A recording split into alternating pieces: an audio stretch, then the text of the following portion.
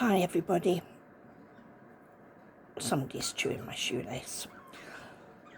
I wasn't going to come on today. I just sit here and I'm like, I struggled to read through my 4 chapters today because my eyes were closed, all the words were sort of floating around, but I have done it. I think these 16 chapters of Mark are going to challenge me somewhat. In this day and age, I think a proofreader / editor would have had a field day with him. So much of immediately, and I know then some, when he was calling, Jesus was calling the disciples, and they immediately left to go with him, and I know that is fine, but it was immediately the Spirit drove him out into the wilderness. And immediately this happened, and immediately he did something. And also, excuse me, he uses a lot of ands. Let's see if I can...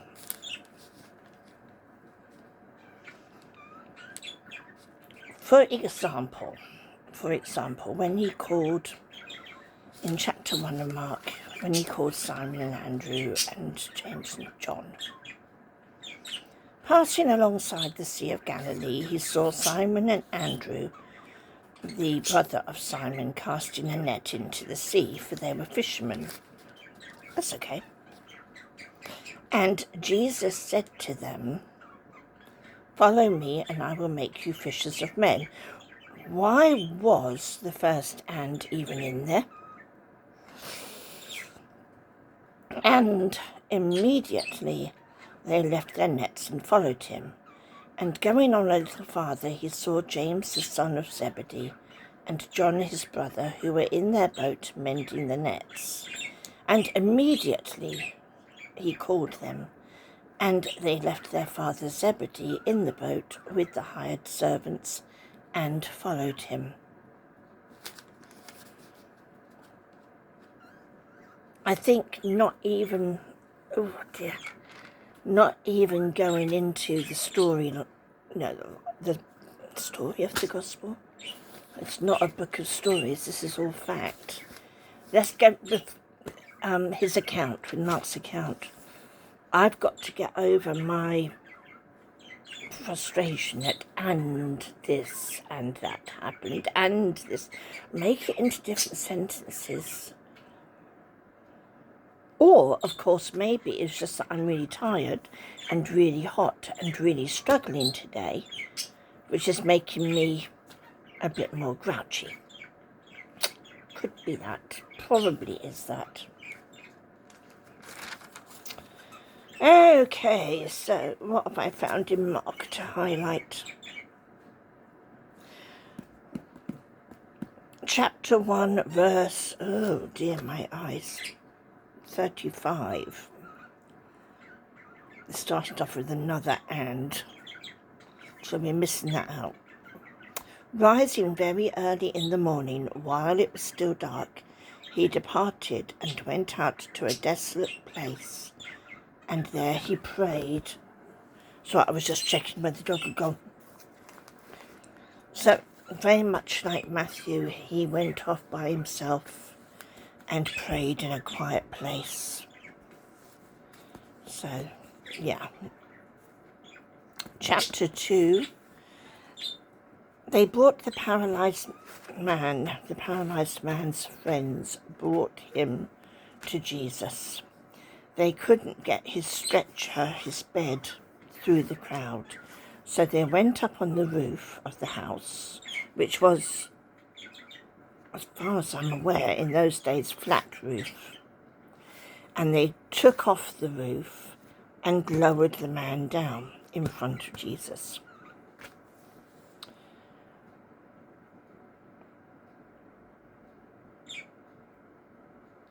And Jesus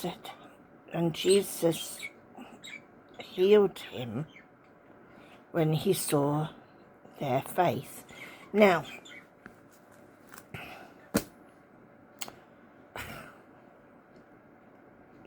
I do have some thoughts. Was it the faith of the man that was paralyzed that got him to take his friends to Jesus? Or was it the faith of the men who carried the bed? I mean, it says Jesus saw their faith. So was he saying their faith as in the whole group of them, the man and the four carried him? I don't know. That's just a question I had.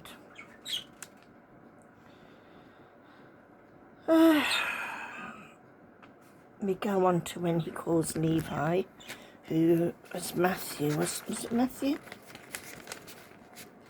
And he says, those who are well have no need of a physician, but those who are sick, I came not to call the righteous, but sinners.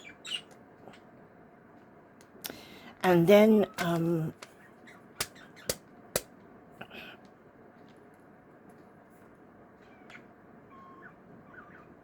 verse 20. The days will come when the bridegroom is taken away from them, and then they will fast in that day. Now, the Pharisees were having a go at, it's the same sort of story as before. The Pharisees were having a go at John's disciples. Let me start from the beginning. Told you I'm really tired. John's disciples and the Pharisees were fasting. Jesus' disciples were not. So they came to ask, why not? And Jesus had said to them, can the wedding guests fast while the bridegroom is with them? As long as they have the bridegroom with them, they cannot fast. The days will come when the bridegroom is taken away from them, and then they will fast in that day.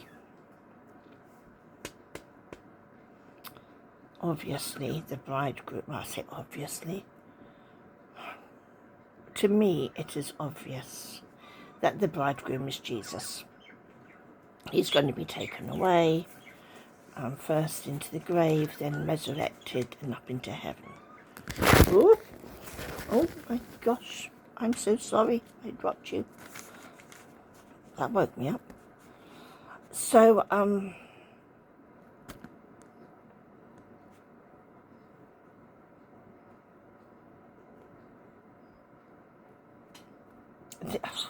trying to think. Jesus is saying that people will fast when he's not seen, when he's not visible. So that's why we fast a bit. I mean, I'm still doing my month off of Facebook and Instagram. It's difficult to... It depends on how I feel. Today I'm very tired, I'm very hot, I'm very... So it makes it a difficult day. But other days haven't been so bad. And tomorrow is meant to be hotter. Oh, preserve us.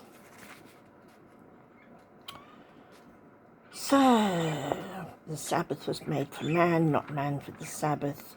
So the Son of Man is Lord even of the Sabbath.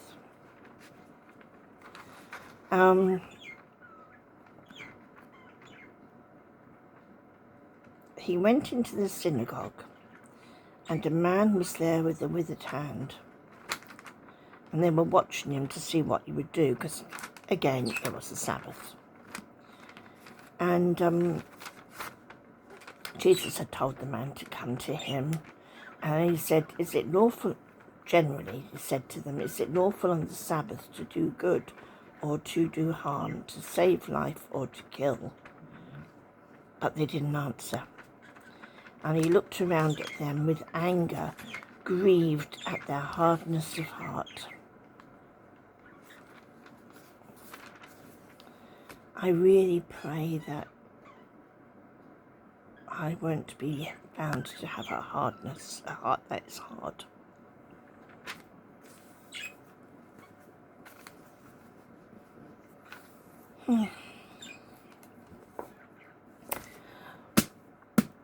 Mark's Gospel, while I think about it, it doesn't have any mention of the birth of Jesus or the Immaculate Conception or anything. It doesn't mention when they went to Jerusalem when Jesus was 12 and he got lost and they had to go back and find him. This just starts off, literally, it starts off with, if I can just turn the page back,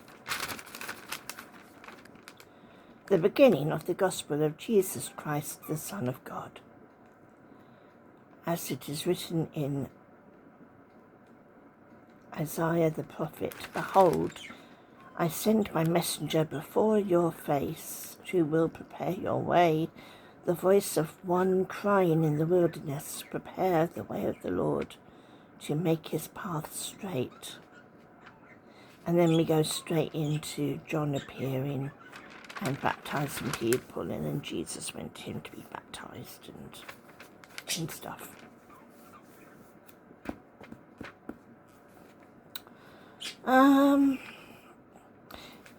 Mark does list every disciple that Jesus called, the 12 disciples. So we have Simon, to whom he gave the name Peter, James the son of Zebedee, and John the brother of James, to whom he gave the name Boanerges, that is, sons of thunder, Andrew, Philip, Bartholomew, and Matthew and Thomas, and James the son of Alphaeus, and Thaddeus, and Simon the Zealot, and Judas Iscariot, who betrayed him. So that's good. It made me laugh in chapter 3 because Jesus went home and the crowd gathered again so that they could not even eat. And when his family heard it, they went out to seize him, for they were saying, he is out of his mind. When I was young, so I'm looking for my lovely green marker now.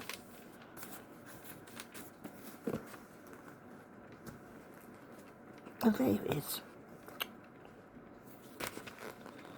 When I was a little girl, about, well, let me think, I got saved when I was 13-ish, or just before 13. And, of course, there was school reading, which was kind of heavy going sometimes. And lots of school studying. And I wasn't ever one to go for boys. I used to imagine what it would be like to have a boyfriend, but I didn't have any boyfriends. Not until I was about 16, going on 17. And believe it or not, I dated the man who I'm now married to. Anyhow, I've got off the topic there. I used to go up into my bedroom and I spent a lot of time out there, and I'd be reading my Bible. And I can remember my dad coming in to see me. Not because I'd done anything bad or anything, I was just up there. And Dad got home from work and he came up to see me and he said, you know, you would do much better if you would read something light, easygoing. And yeah, I've had people think that I've gone a little bit insane. I'm out of my mind. So I'm not insane. I'm different. God has made me different, but not insane. And God has given me the courage to make these videos and talk my way through the scripture. Does this count as a Bible study? I don't know. It's just my thoughts on it. But anyway, that did make me laugh because they were saying he is out of his mind. And I've had that said of me. It soon got sorted out there. Anyway, then we get to the sort of what they call the unforgivable sin. Truly I say to you, all sins will be forgiven the children of man, and whatever blasphemies they utter.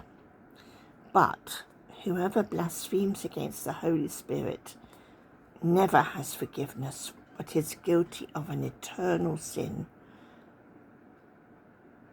For they were saying he has an unclean spirit. I think that last bit, I think the Pharisees were trying to say that Jesus had an unclean spirit and that he was using that unclean spirit to cast out the demons in other people. Isn't it possible for one, you know, if you've got Satan in one person and Satan in another person, the first person can't say, "Be gone with you." Nuts. Oh, hazelnuts. And I'd say there's an awful lot of things which are the same stories with just a different slant. So we've had, we get the parable of the sower again, and the parable of a seed growing, and I highlighted just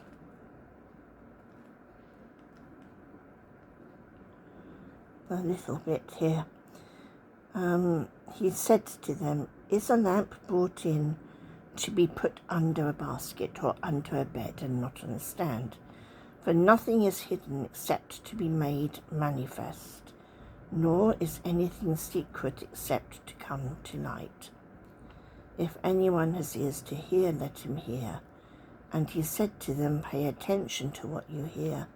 With the measure you use, it will be measured to you, and still more will be added to you.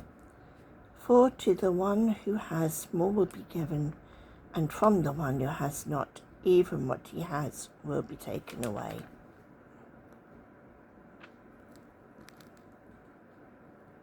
Okay.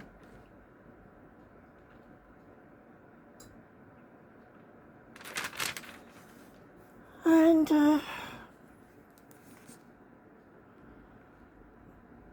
this was Jesus calming a storm when he was asleep in the stern of the boat, and the storm came up, and the boat was filling up and starting to sink, and they woke Jesus up and said, "Don't you even care? We're dying. I was reading this when my eyes were going all doolally, and all of the words were just sort of, it was horrible. I should be sleeping, I suppose, really. But what I've highlighted is peace, be still. Peace, be still.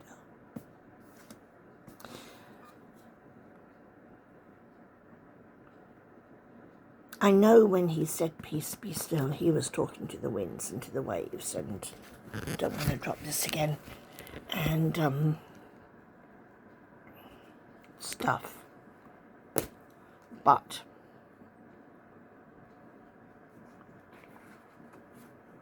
just picking out a few of the words there, he could say, "Peace, be still" to me when I've been dashing around like a maniac trying to do this, that and the other. And tomorrow's going to be a dashing around day when it's so hot. And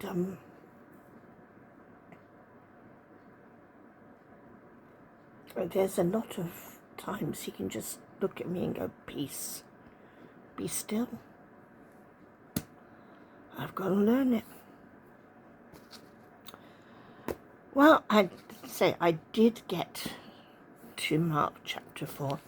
I'm going to have just a little bit of a whingy poo, not about anything major. I was driving down to Storytime this morning. I'll put this down. And there was a bicycle in front of me. And they brought in this new law that you have to leave, is it 5-6 foot? Oh, I don't know. But you have to leave a good gap between your car and the cyclist if you're going to get past. Well, there was cars behind me, and I thought the cyclist is going to realise that there's loads of cars behind him and pull over. Nah. He kept going right in the middle of the road, so there was no chance of getting past him. The cars parked the other side. Anyway, we were coming down to, it's like a junction, not a T-junction, it's just you can go off right. Do you know, he got into the middle of the road, and I'm still behind him with cars behind me, and he didn't even signal, put out his arm or anything. He just went across. Now, if it hadn't been me,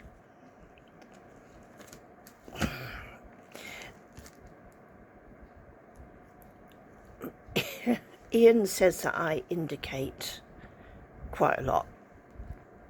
He said more than he does, which is a fair comment.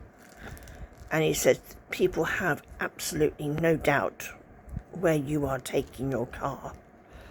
And if you're going to turn right or left to go onto a roundabout and you've indicated right and then you indicate left and you get off of it, he says everybody knows exactly what you are planning to do.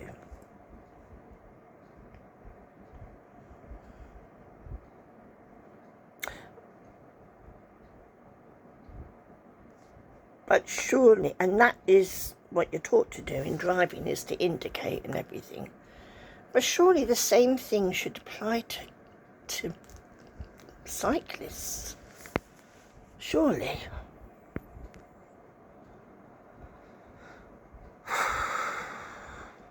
The other bit of whinge,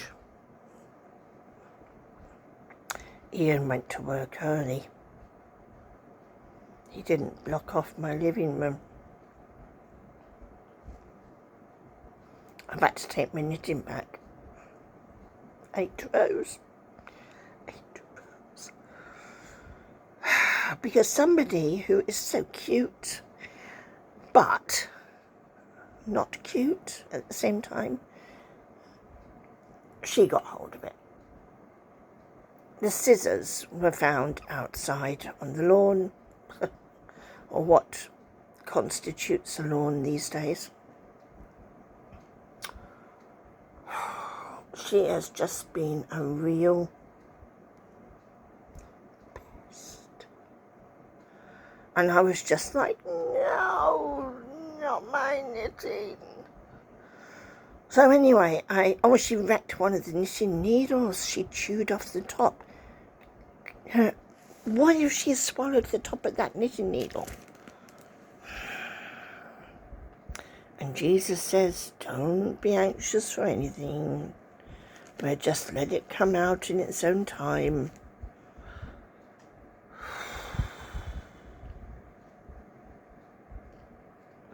There's a lady in church, and her son has passed away now, but she had a son who was born with a cancerous tumour in his eye. So they had to remove that eye, and a little while later they had to remove the other eye. So he was blind. From a very young age. I mean, the kid didn't remember being sighted at all.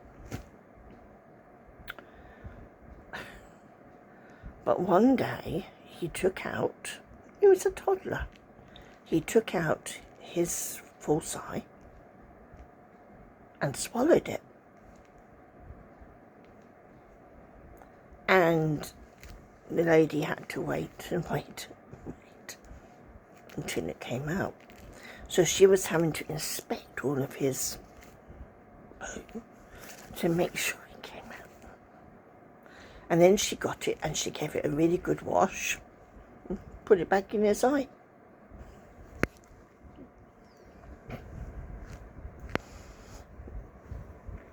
I do think that's funny. I thought that was funny.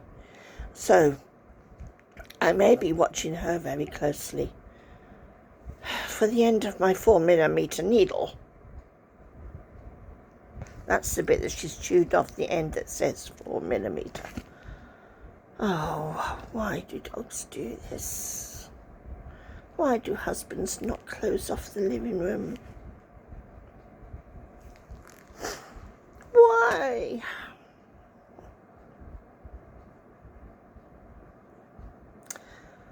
I don't know. As I said, today I am so tired and I'm so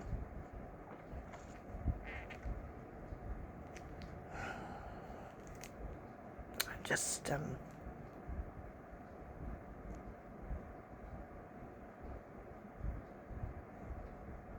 I could feel more positive. I think that's the way to put it. And the minute you get up and do something, you are just sweating buckets and it's difficult. But life goes on. And so do I. Ian did ring me. He said, don't worry about cooking tonight. It's too hot. We'll have soup. I thought, yes. So that's what we'll be having tonight. Tomorrow's meant to be much hotter.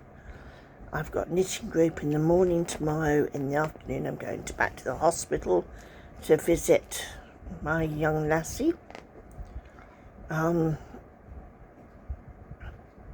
Friday,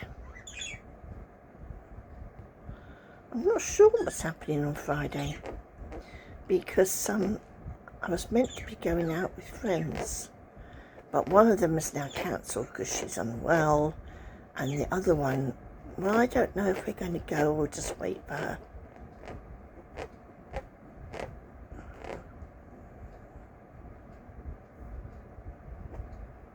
We'll see. In a way, I'd be quite happy just to stay at home and sleep. Right, well, it is. What is the time? Good grief, it's 10 past 5, not 10 past 9, 10 past 5.